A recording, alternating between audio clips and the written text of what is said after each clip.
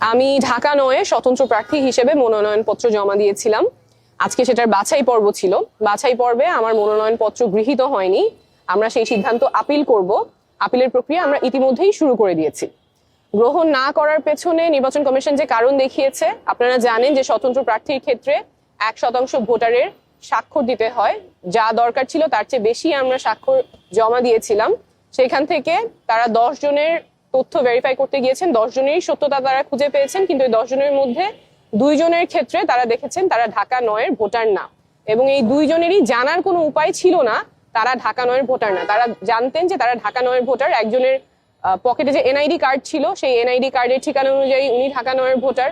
আরেকজনের বাসা খিলগাঁয়ে যেহেতু ঢাকা ৯ এবং ১১ দুইটাই আসন আছে, উনি জানতেন উনি ঢাকা ৯-এর ভোটার, সেই বিশ্বাসে উনি স্বাক্ষর করেছেন, কিন্তু নির্বাচন কমিশনের তথ্য অনুযায়ী উনি ঢাকা ১১-র ভোটার।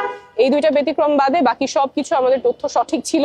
আমরা আপিল করব এবং আমরা যেই লড়াইয়ে নেমেছি, স্বচ্ছতা এবং জবাবদিহিতার রাজনীতি, সেই লড়াই আমাদের চালু থাকবে।